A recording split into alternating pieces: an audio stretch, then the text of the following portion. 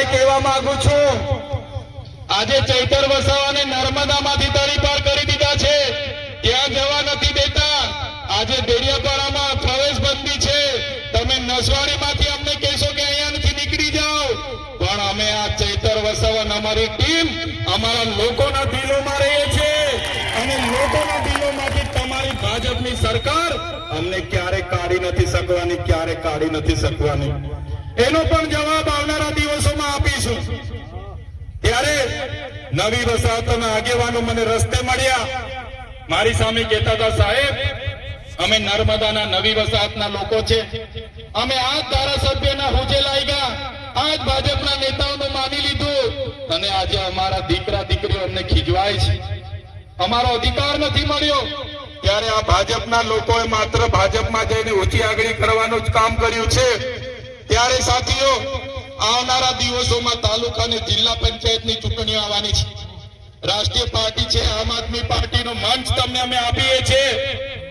આપણા આજે રતનસિંહભાઈ સરપંચ, ભંગિયાભાઈ સરપંચ, નવસિંહભાઈ સરપંચ અને તમામ સરપંચો તમારી સાથે છે, કોઈને ડરવાની જરૂર નથી. તમે રાતે કહેશો, રાતે અમે આવીને ઉભા થઈ જઈશું.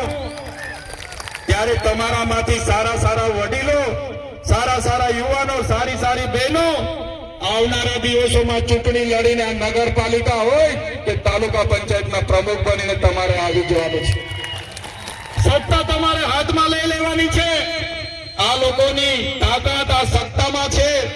જે પ્રકારે આપણા વડીલોએ કીધું હતું, વાર્તાઓમાં આવતું હતું કે એક રાજા, એનો જીવ પોપટમાં હતો, એ જ પ્રકારે આ ભાજપના લોકોનો જીવ સત્તાની ખુરચીમાં છે.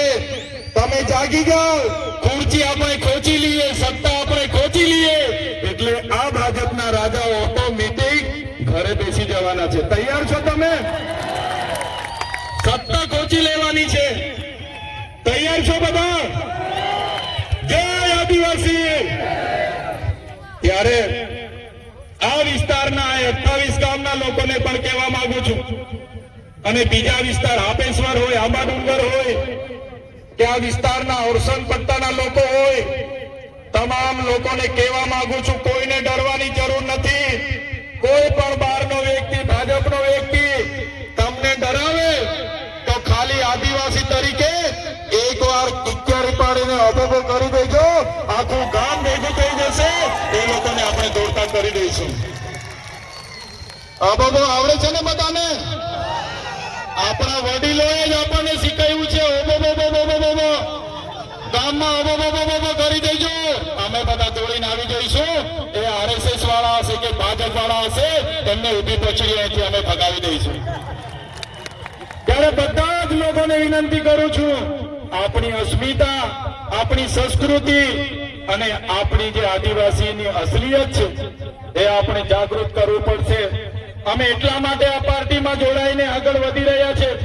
ભાજપ વાળા અમને પણ બોલાવે છે, આવો તમે સત્તા અને પૈસા કમાઓ, અમને સત્તા અને પૈસાનો મોહ નથી. અમે આદિવાસીઓને જાગૃત કરીએ, આદિવાસીઓને આગળ લાવીએ, અમારા યુવાનો ભણી ગણીને આગળ આવે, અમારા ખેડૂતો આગળ આવે, અમારા ખેડૂતના દીકરાઓ ફોર વ્હીલ લઈને ફરે, મર્સિડીઝ લઈને ફરે, BMW લઈને ફરે, IAS થાય, IPS થાય, એ જ અમારા સપના છે. અમારા લોકોના નાના મોટા પ્રશ્ન છે, એનો પણ આવનારા દિવસોમાં સરકારમાં 2027માં અમે બધા આમાંથી જઈએ અને આદિવાસીઓના હિતના કામ કરીએ, આ વિસ્તારના યુવાનોના હિતના કામ કરીએ, ગુજરાતના 18 વર્ગના લોકોના હિતના કામ કરીએ. એ અમારા બધાના સપના છે. ત્યારે વધારે વાતો નથી કહેતો, પણ આવી જ પ્રકારે તમારો સાથ અને સહકાર અમને જોઈશે. કેમ કે આ લોકો છેલ્લા દિવસે દારૂ લાવે, પાર્ટીઓ કરાવે, ખવડાવે, પીવડાવે અને 50 રૂપિયા આપે, 500 રૂપિયા આપે અને મત લઈને જીતીને 5 વર્ષ સુધી દેખાતા નથી.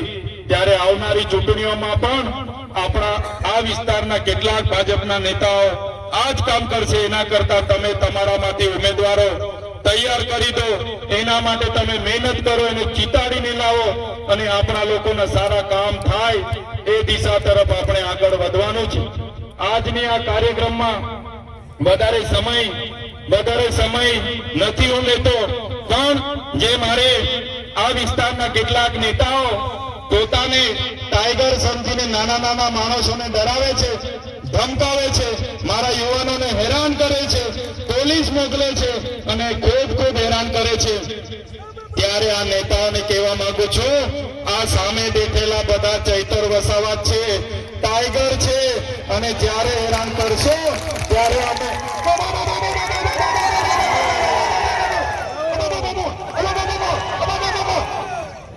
આ અમારી તાકાત અમે આવનારા દિવસોમાં બતાવીશું ને? તૈયાર છો બધા? ધન્યવાદ. જય આદિવાસી. અહીં મારો વક્તવ્ય પૂરું કરું છું. તમામ વડીલો, માતા બહેનો, મીડિયાના મિત્રો, પોલીસ મિત્રો, તમામ લોકોનો ખૂબ આભાર માનું છું. ધન્યવાદ. જય આદિવાસી, જય જોહાર, જય ભારત. ખૂબ સરસ. સાહેબશ્રીએ